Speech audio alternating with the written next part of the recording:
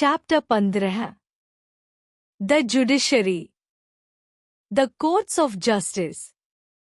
We live in society and the society consists of variety of people.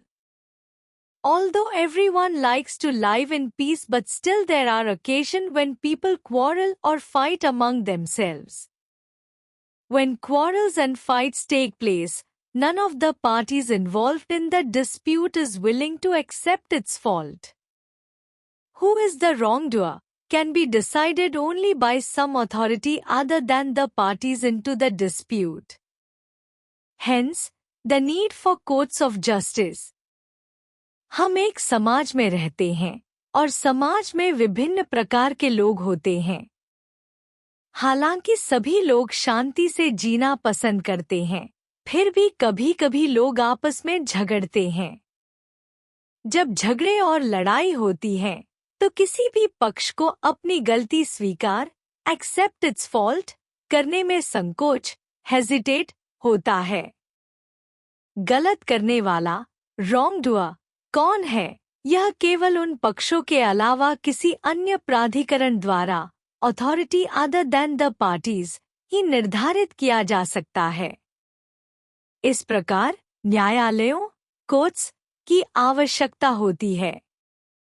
If there is any theft or murder, the police arrests those whom it considers to be the offenders. But punishment is given only by the courts of law. The police has to establish the offense against the arrested persons in the court.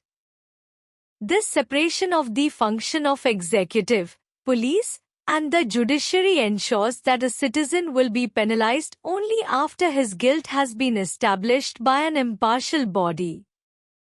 अगर कोई चोरी, theft या हत्या, murder होती है, तो police उन लोगों को गिरफ्तार, अरेस्ट करती है जिन्हें वह अपराधी, ऑफेंडर्स मानती है।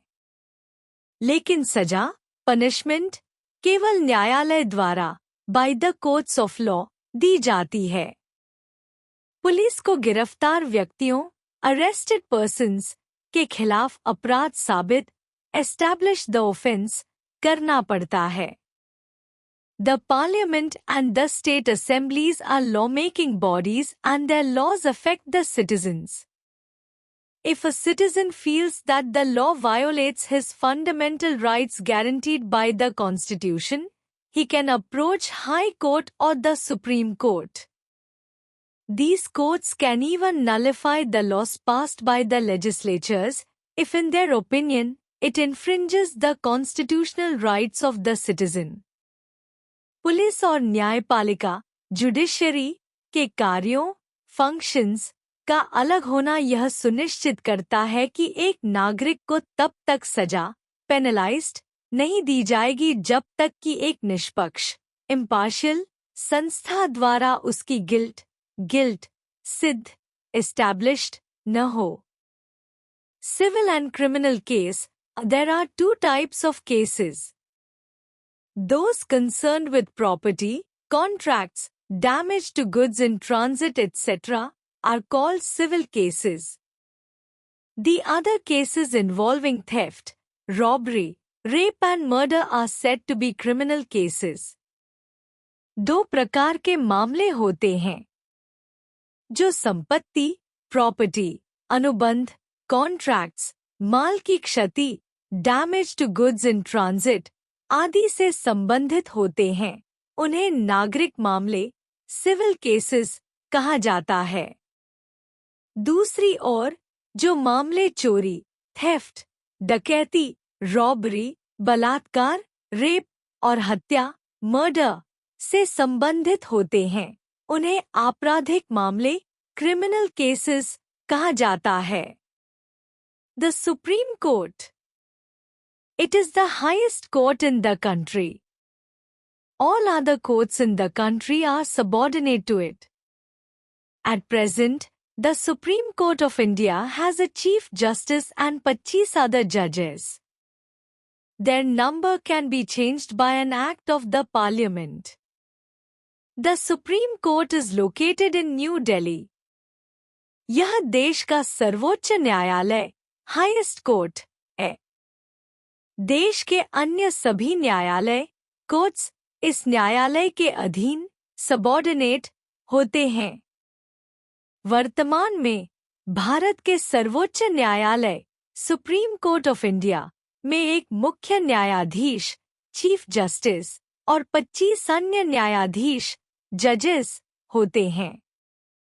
इनकी संख्या संसद, पार्लियामेंट, के एक अधिनियम, एक्ट, द्वारा बदली, चेंज्ड जा सकती है। सर्वोच्च न्यायालय नई दिल्ली, न्यू दिल्ली, में स्थित, लोकेटेड, है। Renowned lawyers and jurists are appointed judges of the Supreme Court by the President. The President of India appoints the Chief Justice of India. In the appointment of the other judges, President has to consult the Chief Justice of Supreme Court. प्रसिद्ध वकील, renowned lawyers और न्यायविदों, jurists, को राष्ट्रपति, President, द्वारा सर्वोच्च न्यायालय का न्यायाधीश, जज ऑफ द सुप्रीम कोर्ट, नियुक्त, अपॉइंटेड, किया जाता है। भारत के राष्ट्रपति, प्रेसिडेंट ऑफ इंडिया, मुख्य न्यायाधीश, चीफ जस्टिस ऑफ इंडिया, को नियुक्त करते हैं। अन्य न्यायाधीशों, अदर जजेस, की नियुक्ति में राष्ट्रपति को सर्वोच्च न्यायालय के मुख्य न्यायाधीश से, chief justice of supreme court, परामर्श, कंसल्ट, करना पड़ता है। Qualifications for appointment as a जज ऑफ सुप्रीम कोर्ट। सर्वोच्च न्यायालय के न्यायाधीश के रूप में नियुक्ति के लिए योग्यताएं। अ जज of the supreme court must be citizen of India. He must have legal training and background. सर्वोच्च न्यायालय का न्यायाधीश, जज of the supreme court, Bharat का नागरिक, सिटीजन ऑफ इंडिया, होना चाहिए। He must either be judge of the High Court or an advocate of the High Court of not less than I0 years standing. The President has the power to appoint person as a judge of the Supreme Court if he does not have any of the above-mentioned qualifications, but is in the opinion of the President an eminent jurist. उसे कानूनी प्रशिक्षण, legal training और अनुभव, background, होना चाहिए। वह या तो उच्च न्यायालय, हाई कोर्ट, का न्यायाधीश, जज, रह चुका होना चाहिए या उच्च न्यायालय का वकील, advocate of the high court, होना चाहिए, जिसके पास कम से कम 10 वर्षों का अनुभव, एटलीस्ट 10 years स्टैंडिंग, हो। यदि किसी व्यक्ति के पास उपरोक्त योग्यताएं, क्वालिफिकेशंस, नहीं हैं, तो राष्ट्रपति, प्रेसिडेंट, को यह अधिकार है कि वह उस व्यक्ति को सर्वोच्च न्यायालय का न्यायाधीश नियुक्त कर सकते हैं, यदि राष्ट्रपति के अनुसार वह व्यक्ति एक प्रतिष्ठित न्यायविद, एमिनेंट जूरिस्ट, है। Service conditions. Judges of the Supreme Court hold office till they attain the age of 65 years. Once appointed, they cannot be removed from office, except through the constitutional procedure which is very difficult to go through. The misbehavior has to be established by resolution of the Parliament passed by 2/3 majority of its members.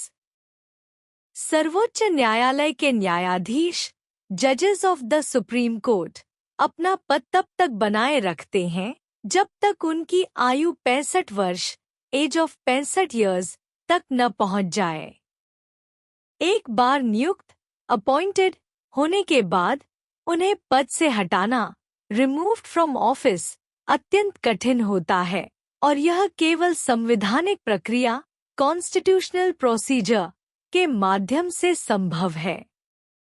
इसके लिए संसद, parliament, द्वारा 2/3, 2/3, बहुमत से एक प्रस्ताव, resolution, पारित, past, किया जाना चाहिए, जिससे न्यायाधीश का आचरण, मिसबिहेवियर, सिद्ध, एस्टैब्लिश्ड, हो सके।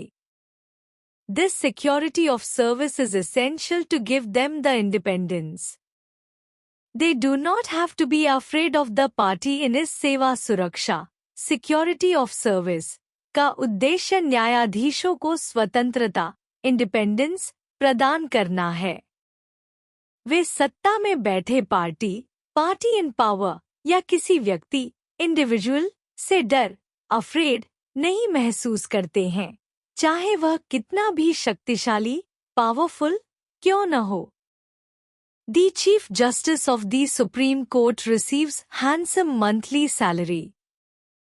The salary is revised from time to time. They are also given other allowances in addition to rent-free accommodation. They are also entitled pension after superannuation. सर्वोच्च न्यायालय के मुख्य न्यायाधीश, chief justice of the supreme court, को एक अच्छा, handsome, मासिक वेतन, मंथली सैलरी मिलता है। वेतन समय समय पर, फ्रॉम टाइम टू टाइम, संशोधित, रिवाइज्ड किया जाता है। इसके अतिरिक्त उन्हें अन्य भत्ते, अलाउंसेस भी दिए जाते हैं और बिना किराए के आवास, रेंट फ्री एकोमोडेशन भी प्रदान किया जाता है। वे सेवानिवृत्ति, सुपरएन्युएशन के बाद पेंशन के भी हकदार होते हैं। Powers of the Supreme Court.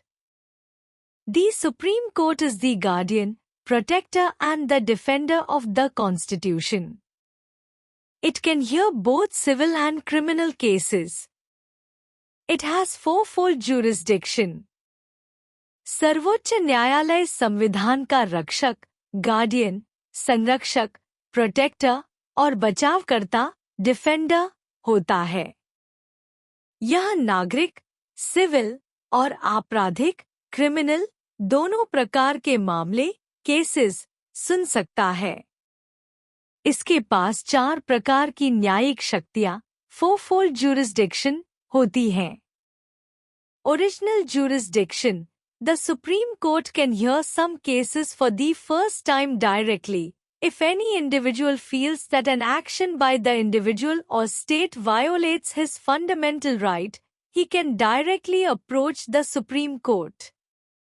The Supreme Court also hears disputes involving any question of law or act between the Union and the states or the states among themselves. सर्वोच्च न्यायालय कुछ मामलों को पहली बार सीधे, डायरेक्टली सुन सकता है।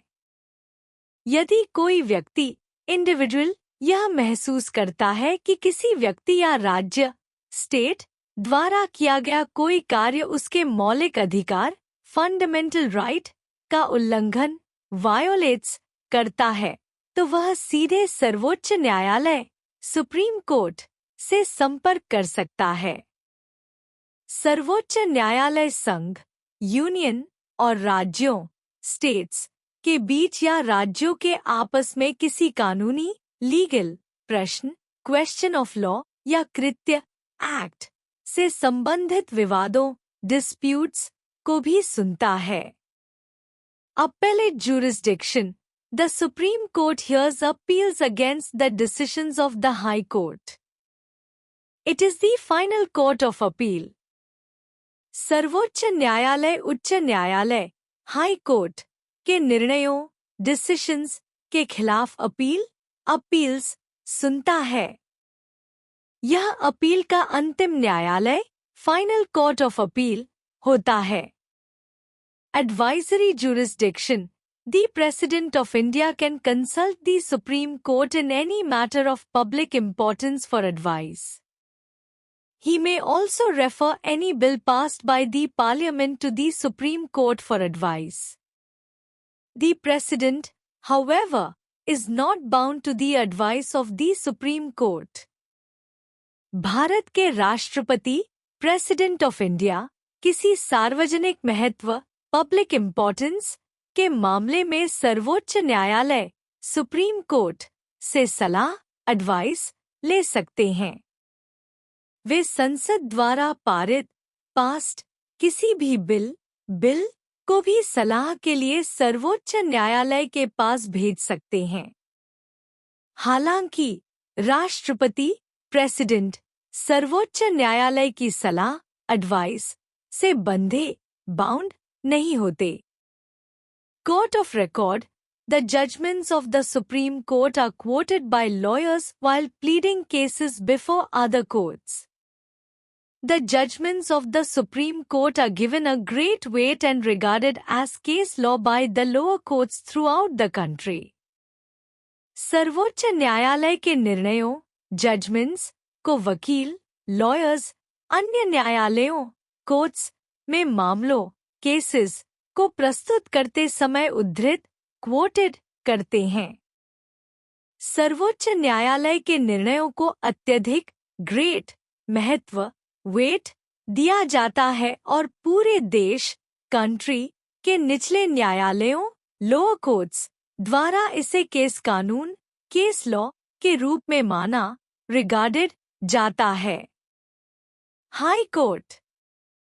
There are provisions in Constitution for High Court in each state. There can be a common high court for more than one state or union territories. संविधान, कॉन्स्टिट्यूशन में प्रत्येक राज्य, स्टेट के लिए उच्च न्यायालय, हाई कोर्ट का प्रावधान, प्रोविजन है। एक ही उच्च न्यायालय, हाई कोर्ट कई राज्यों, स्टेट्स या संघ राज्य क्षेत्रों, यूनियन टेरिटोरीज के लिए सामान्य, कॉमन भी हो सकता है। Power of the high courts. The high court is the highest court of justice in state. It generally hears appeals against the decisions of the lower courts. Both civil and criminal appeals are heard at the High Court. उच्च न्यायालय, high court, एक राज्य, state का सर्वोच्च न्यायालय, highest court of justice होता है। यह सामान्यतः निचले न्यायालयों, लोअर कोर्ट्स के निर्णयों, डिसीजंस के खिलाफ अपील्स सुनता है। उच्च न्यायालय में दोनों प्रकार की अपीलें, नागरिक, सिविल और आपराधिक, क्रिमिनल सुनवाई के लिए आती हैं। Cases relating to fundamental rights can also be brought to the High Court directly. मौलिक अधिकारों, फंडामेंटल राइट्स से संबंधित मामले, केसेस भी सीधे उच्च न्यायालय में लाए, ब्रॉट जा सकते हैं। The High Court is empowered to supervise all other courts subordinate to it. The High Court also makes rules for the working of the subordinate courts. उच्च न्यायालय के पास यह अधिकार, empowered, है कि वह अपनी अधीनस्थ, सबॉर्डिनेट, सभी न्यायालयों का निरीक्षण, सुपरवाइज कर सके। इसके अलावा उच्च न्यायालय अपने अधीनस्थ न्यायालयों के कार्य, वर्किंग के लिए नियम, रूल्स भी बनाता है। Composition of a High Court. A High Court comprises the Chief Justice and some other judges. The number of the other judges depends on the size of the state and is determined by the President. एक उच्च न्यायालय में एक मुख्य न्यायाधीश, chief justice और अन्य कुछ न्यायाधीश, जजेस होते हैं। अन्य न्यायाधीशों की संख्या, नंबर ऑफ अदर जजेस, राज्य के आकार, साइज ऑफ द स्टेट पर निर्भर, डिपेंड्स होती है और इसे राष्ट्रपति, प्रेसिडेंट द्वारा निर्धारित, डिटरमाइंड किया जाता है। The Chief Justice of the High Court and also the other judges are appointed by the President of India. The Chief Justice of the Supreme Court, the governor of the state, and in the case of judges, the Chief Justice of the state are consulted by the President in making these appointments. उच्च न्यायालय के मुख्य न्यायाधीश, Chief Justice of the High Court, और अन्य न्यायाधीशों, other जजेस को भारत के राष्ट्रपति, प्रेसिडेंट ऑफ इंडिया द्वारा नियुक्त, अपॉइंटेड किया जाता है। इन नियुक्तियों में राष्ट्रपति उच्च न्यायालय के मुख्य न्यायाधीश, chief justice of the supreme court, राज्य के राज्यपाल, गवर्नर ऑफ द स्टेट, और न्यायाधीशों के मामले में राज्य के मुख्य न्यायाधीश, chief justice of the state, से परामर्श, कंसल्टेड करते हैं। Service condition of high court जजेस। Judges of the high courts hold office till they attain the age of 62 years. They can be removed from office only in the manner applicable to judges of the Supreme Court. For being appointed as a judge of the High Court, a person must be citizen of India and has held the office of the session judge for at least 0 years. Advocates of High Court with at least 0 years service are also eligible. The Chief Justice and other judges of the High Court receive a monthly salary. Besides other allowances, they also get free residential accommodation. Their salary and allowances are revised from time to time. उच्च न्यायालय के मुख्य न्यायाधीश, chief justice of the high court, और अन्य न्यायाधीशों, other जजेस, को भारत के राष्ट्रपति, प्रेसिडेंट ऑफ इंडिया, द्वारा नियुक्त, अपॉइंटेड, किया जाता है। इन नियुक्तियों में राष्ट्रपति उच्च न्यायालय के मुख्य न्यायाधीश, chief justice of the supreme court, राज्य के राज्यपाल, गवर्नर ऑफ द स्टेट, और न्यायाधीशों के मामले में राज्य के मुख्य न्यायाधीश, chief justice of the state, से परामर्श, कंसल्टेड करते हैं। एक व्यक्ति को उच्च न्यायालय का न्यायाधीश, जज ऑफ द हाई कोर्ट, नियुक्त, अपॉइंटेड करने के लिए उसे भारत का नागरिक, सिटीजन ऑफ इंडिया, होना चाहिए और उसे कम से कम 10 वर्षों, एटलीस्ट 10 ईयर्स, तक सत्र न्यायाधीश, सेशन जज, के पद पर कार्य, सर्व्ड करना चाहिए।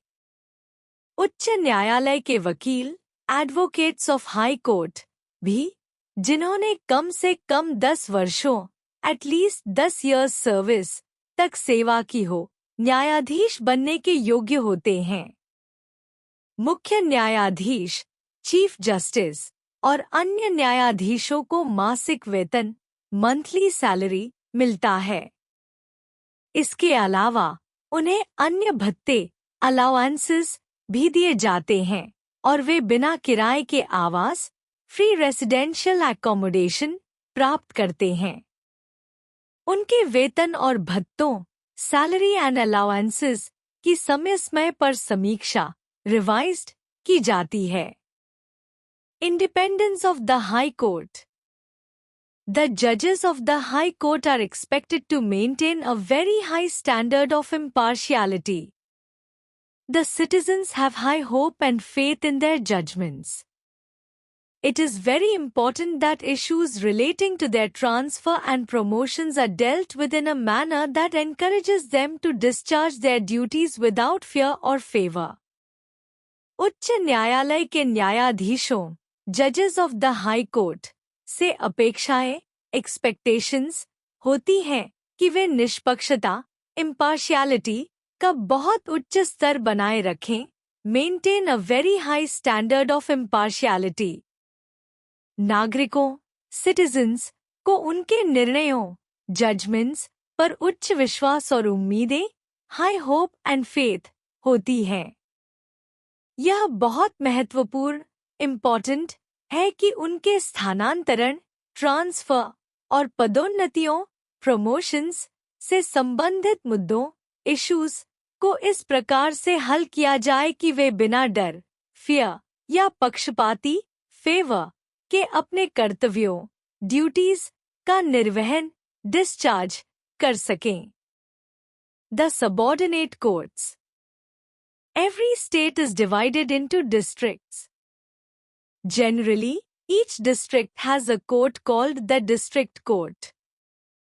This is presided over by the district judge, who is also known as the sessions judge. Sessions judge appeals against the decisions of the lower courts in both civil and criminal matters. प्रत्येक राज्य, every state, को जिलों, districts, में विभाजित, divided, किया जाता है।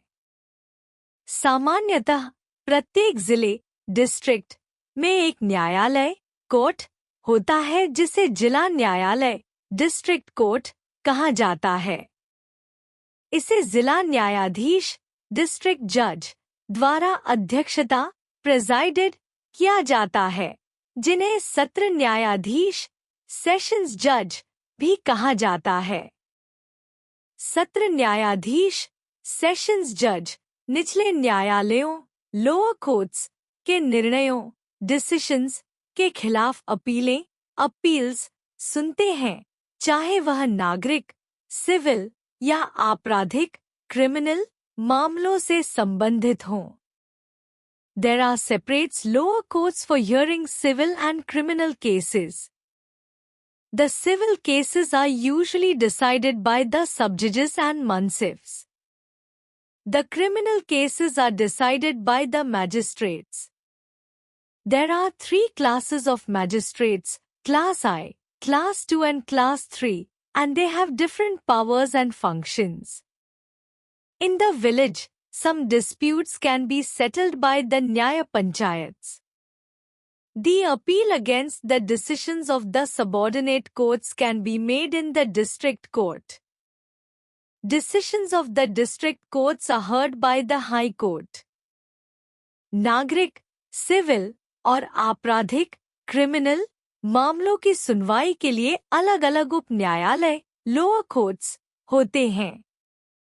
नागरिक मामलों सिविल केसेस का निपटारा डिसाइडेड सामान्यतः उपजज सब जजेस और मनसिफ्स द्वारा किया जाता है।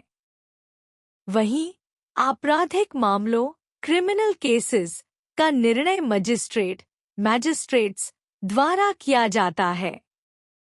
मजिस्ट्रेट की 3 श्रेणियां क्लास I, क्लास 2 और क्लास 3 होती हैं और उनके पास विभिन्न शक्तियां पावर्स और कर्तव्य फंक्शंस होते हैं।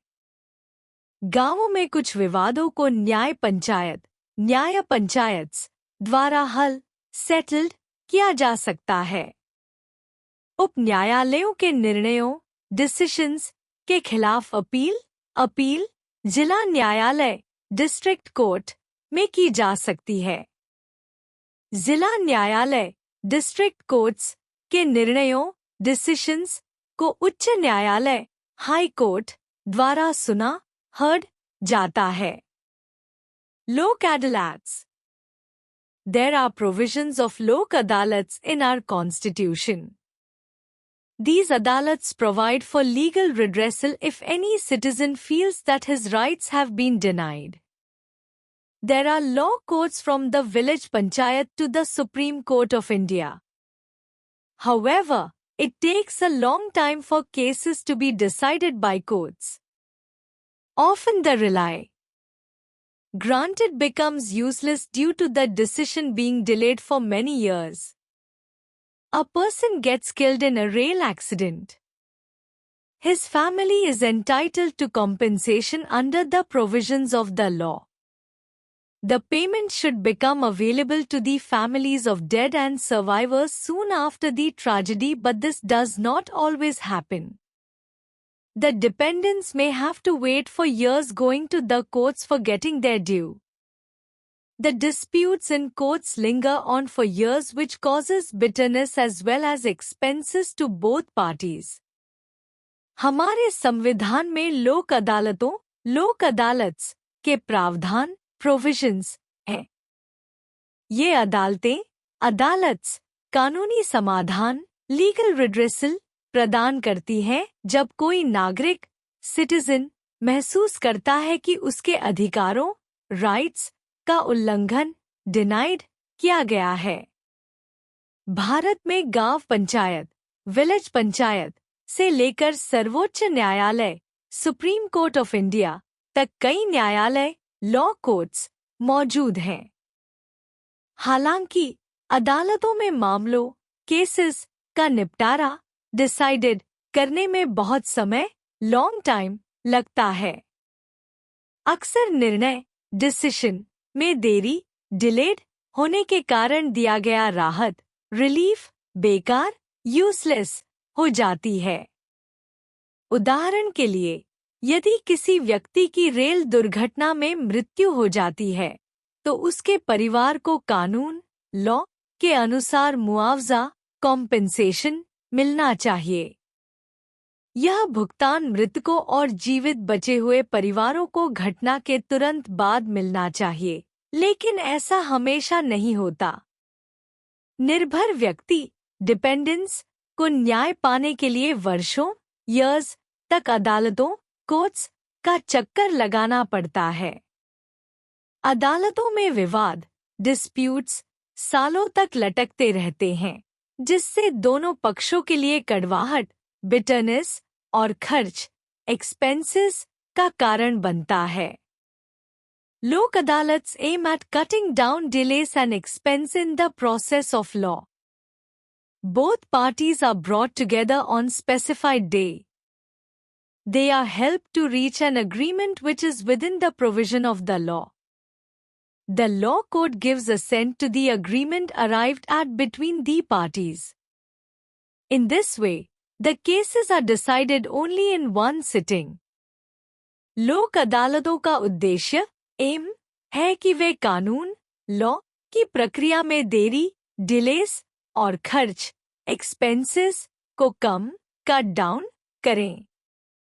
दोनों पक्षों पार्टीज को एक निर्धारित स्पेसिफाइड दिन पर एक साथ लाया जाता है और वे कानून लॉ की सीमाओं प्रोविजंस के भीतर एक समझौता अग्रीमेंट करने में मदद हेल्प की जाती है। इसके बाद अदालत कोर्ट उस समझौते को मान्यता देती है गिव्स असेंट जो दोनों पक्षों के बीच तय किया गया है। इस प्रकार मामलों का निपटारा डिसाइडेड केवल एक बैठक सिटिंग में किया जाता है। The idea of Lok Adalat is based on the age-old tradition of deciding disputes by the village elders. Justice Bhagwati, the former Chief Justice of the Supreme Court of India, was the pioneer in establishing the Lok Adalats as they exist today. The Legal Aid and Advisory Board organizes Lok Adalats. Lok Adalats have been organized in different parts of the country since 1986. लोक अदालतों का विचार idea प्राचीन as old परंपरा पर आधारित है, जिसमें गांव के बुजुर्ग विलेज एल्डर्स विवादों का समाधान करते थे। न्यायमूर्ति भगवती जस्टिस भगवती, जो भारत के पूर्व मुख्य न्यायाधीश chief justice of the supreme court of India थे, लोक अदालतों के स्थापित एस्टैब्लिशिंग करने में अग्रणी पायोनियर थे, जैसा कि आज हम देखते हैं। न्यायिक सहायता और सलाहकार board legal aid and advisory board लोक अदालतों का आयोजन ऑर्गेनाइजेस करता है। 1986 से देश के विभिन्न हिस्सों में लोक अदालतों का आयोजन किया गया है। Have been organized in different parts of the country since 1986. In the Lok Adalat settlement, there is neither a winner nor a loser. Both parties leave the adalats reasonably happy. लोक अदालतों में होने वाले समझौते में न तो कोई विजेता विनर होता है और न ही कोई हारने वाला लूजर होता है। दोनों पक्ष पार्टीज अदालत से इस प्रकार बाहर निकलते हैं कि वे दोनों संतुष्ट रीजनेबली हैप्पी होते हैं। लोक अदालतों का उद्देश्य दोनों पक्षों के बीच विवादों का समाधान डिस्प्यूट रेजोल्यूशन करना है, जिससे दोनों को न्याय जस्टिस मिल सके और उन्हें किसी प्रकार की निराशा डिसअपॉइंटमेंट का सामना न करना पड़े। Role of the police and courts maintenance of law and order The maintenance of law and order is the most significant function of the police, which comes under administration. The collector or district magistrate, who is also designated as deputy commissioner, maintains law and order with the assistance of the police headed by the superintendent of police. कानून और व्यवस्था, law and order बनाए रखना police सबसे महत्वपूर्ण कार्य function है जो प्रशासन एडमिनिस्ट्रेशन के तहत आता है। कलेक्टर या जिला मजिस्ट्रेट, डिस्ट्रिक्ट मैजिस्ट्रेट, जिन्हें उपयुक्त रूप से उप कमिश्नर, डेप्यूटी कमिश्नर भी कहा जाता है, पुलिस की सहायता असिस्टेंस से कानून और व्यवस्था बनाए रखते हैं। The superintendent of police at the district headquarters is mostly an officer of the Indian Police Service, IPS. The district is divided into 5 or 6 circles under the charge of a circle. Each circle has up to 10 police station, thanas. Each police station is headed by a police inspector or sub-inspector, sometimes called station houses officer. Show. Under each thana, there are some police personnel. जिला मुख्यालय, district headquarters में police अधीक्षक, superintendent of police, आमतौर पर भारतीय police सेवा, Indian police service, IPS के अधिकारी, ऑफिसर होते हैं। जिला, डिस्ट्रिक्ट को 5 या 6 मंडलों, सर्कल्स में विभाजित, डिवाइडेड किया जाता है और प्रत्येक मंडल, सर्किल में लगभग 10 पुलिस थाने, पुलिस स्टेशन थानास होते हैं। प्रत्येक थाने का नेतृत्व हेडेड पुलिस निरीक्षक, पुलिस इंस्पेक्टर या उप निरीक्षक, सब इंस्पेक्टर द्वारा किया जाता है, जिन्हें कभी-कभी स्टेशन हाउस ऑफिसर शो कहा जाता है। हर थाना के तहत कुछ पुलिसकर्मी, पुलिस पर्सनल कार्यरत, वर्किंग होते हैं। Important functions of the police. The police performs the following functions. Police निम्नलिखित कार्यों, functions को करती है। Maintaining law and order. Police का प्रमुख कार्य कानून और व्यवस्था बनाए रखना है, जिससे समाज में शांति और सुरक्षा बनी रहे। Protecting life and property of the people. Police नागरिकों की जान, लाइफ और संपत्ति, प्रॉपर्टी की सुरक्षा, प्रोटेक्शन करती है ताकि कोई भी व्यक्ति नुकसान न पहुंचाए। Keeping a close watch on anti social elements. Police समाज के भीतर उन तत्वों पर कड़ी निगरानी रखती है जो समाज के लिए खतरे का कारण बन सकते हैं। Protecting traffic jams and regulating traffic. Police यातायात जाम, ट्रैफिक जैम्स से बचने और सड़कों पर यातायात, ट्रैफिक को नियंत्रित करने के लिए जिम्मेदार होती है। Stopping gambling dens and liquor selling by individuals और ग्रुप।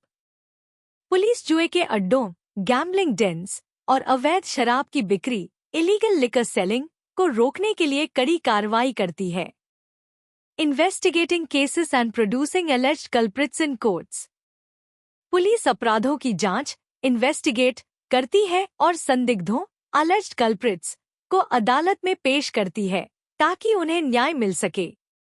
Police structure in a district. SP 4, DSP 4, inspector 4, C 4, ASI 4, head constable 4 constable. First information report, FIR। Meaning of FIR. FIR is a written document prepared by the police when it first receives information about cognizable offense. It is a complaint lodged with the police by the victim or by someone on his her behalf. FIR, First Information Report, एक लिखित दस्तावेज, written document होता है, जिसे police तब तैयार करती है जब उसे पहली बार कोई संज्ञेय अपराध, cognizable offense, के बारे में सूचना, information, मिलती है। यह पुलिस के पास पीड़ित, victim, द्वारा या किसी अन्य व्यक्ति द्वारा दर्ज की गई शिकायत, कंप्लेंट होती है। Importance of FIR. It is very crucial document as it puts the process of criminal justice in motion. After the FIR is registered at the police station, the police takes up investigation of the case. The person who makes a complaint has the right to demand the information recorded by the police to be read to him or her. यह एक बहुत महत्वपूर्ण दस्तावेज, crucial document है क्योंकि यह अपराध न्याय, क्रिमिनल जस्टिस की प्रक्रिया को प्रारंभ, पुट्स इन मोशन करता है। जब एफआईआर पुलिस स्टेशन में दर्ज, रजिस्टर्ड हो जाती है, तो पुलिस उस मामले, केस की जांच, इन्वेस्टिगेट शुरू कर देती है। शिकायत करने वाले व्यक्ति, कंप्लेनेंट, को यह अधिकार, राइट, होता है कि वह पुलिस द्वारा दर्ज की गई जानकारी, इन्फॉर्मेशन को पढ़े, रीड और समझे। Directive of supreme court on FIR. The Supreme Court has directed that the police must register the complaint of the person who approaches the police station for this purpose. सर्वोच्च न्यायालय, supreme court, ने यह निर्देश दिया है कि police को उस व्यक्ति की शिकायत, कंप्लेंट का पंजीकरण, रजिस्टर करना होगा, जो इस उद्देश्य के लिए पुलिस स्टेशन पहुंचता है। The complainant has the right to get copy of the FIR written by the concerned police officer at the police station. शिकायतकर्ता, कंप्लेनेंट, को एफआईआर की एक प्रति, कॉपी प्राप्त करने का अधिकार, राइट, होता है, जिसे संबंधित पुलिस अधिकारी, concerned police officer, police station में लिखता है। The police cannot refuse to register the complaint. Police किसी भी शिकायत को दर्ज, रजिस्टर करने से मना, रिफ्यूज नहीं कर सकती। यह एक कानूनी अधिकार है। On the basis of FIR, a person is arrested by the police. The concerned officials should bear clear identification name tags with their designations. The friends, relatives of the arrested person must be informed as early as possible. FIR के आधार पर यदि किसी व्यक्ति को police द्वारा गिरफ्तार, arrest किया जाता है, तो संबंधित अधिकारियों को स्पष्ट पहचान, क्लियर आइडेंटिफिकेशन वाले नाम पट्टिकाएं, नेम टैग्स पहननी चाहिए, जिनमें उनके पद, डेजिग्नेशंस का उल्लेख हो। गिरफ्तार व्यक्ति, अरेस्टेड पर्सन, के मित्रों, रिश्तेदारों, फ्रेंड्स, रिलेटिव्स को जितना जल्दी हो सके गिरफ्तार किए गए व्यक्ति की सूचना, इन्फॉर्म दी जानी चाहिए। The police must record the place of the arrest. Police को गिरफ्तार व्यक्ति के स्थान, प्लेस की जानकारी रिकॉर्ड करनी चाहिए, जहां पर गिरफ्तारी हुई है। The arrested person must be permitted to meet his lawyer. गिरफ्तार व्यक्ति को अपने वकील, लॉयर से मिलने की अनुमति, परमिशन दी जानी चाहिए। Public prosecutor. The accountability for proving a criminal case in the court lies upon the state. A prosecutor is a lawyer employed by the state to represent it in a criminal case in the court. He acts on behalf of the state and is expected to be impartial. He must study the case thoroughly and present his views before the court as forcefully and honestly as he can. एक आपराधिक मामले, criminal case, को अदालत में साबित करने, proving, की जिम्मेदारी, अकाउंटेबिलिटी, राज्य, स्टेट पर होती है। अभियोजक, प्रोसिक्यूटर, एक वकील, लॉयर होता है, जिसे राज्य द्वारा नियुक्त, एम्प्लॉयड किया जाता है, ताकि वह अदालत में राज्य, स्टेट का प्रतिनिधित्व, रिप्रेजेंट कर सके। वह राज्य की ओर से कार्य करता है और उससे निष्पक्ष, इम्पार्शियल होने की उम्मीद, एक्सपेक्टेशन होती है। अभियोजक को मामले, केस का पूरी तरह से अध्ययन, स्टडी थरोली करना होता है और अदालत, कोर्ट के सामने अपने दृष्टिकोण, व्यूज को जितना हो सके मजबूती, फोर्सफुली और ईमानदारी, ऑनेस्टली से प्रस्तुत, प्रेजेंट करना होता है। The prosecutor is the legal expert representing the government and is responsible for presenting the case against an individual who is suspected of breaking the law. अभियोजक सरकार का कानूनी विशेषज्ञ लीगल एक्सपर्ट होता है और वह उस व्यक्ति इंडिविजुअल के खिलाफ मामला केस प्रस्तुत करने के लिए जिम्मेदार होता है जो कानून लॉ तोड़ने ब्रेकिंग द लॉ का संदेह सस्पेक्टेड किया जाता है. Role of the court and the police. The work of police is to investigate all cases lodged with it. It places the facts of the case in the courts as found by it in its investigation. After examining the records placed by the police and the reply of the accused, court decides the case. The police has no power to decide what is wrong or right in the case. It is the court that decides what is wrong or right. Police का कार्य, work of the police, यह है कि वह उन सभी मामलों cases की जांच इन्वेस्टिगेट करे जो उसके पास दर्ज लॉज्ड किए गए हैं. पुलिस अपनी जांच इन्वेस्टिगेशन में प्राप्त तथ्यों फैक्ट्स को अदालत में प्रस्तुत प्लेस करती है. पुलिस द्वारा प्रस्तुत प्लेस्ड किए गए रिकॉर्ड्स और अभियुक्त अक्यूज्ड की प्रतिक्रिया रिप्लाई की जांच एग्जामिन करने के बाद अदालत कोर्ट मामला केस का निर्णय डिसाइड्स करती है. पुलिस के पास यह अधिकार पावर नहीं होता कि वह मामले में क्या गलत रॉन्ग है या क्या सही राइट है. यह निर्णय केवल अदालत कोर्ट ही करती है. Both the police and the court have different roles.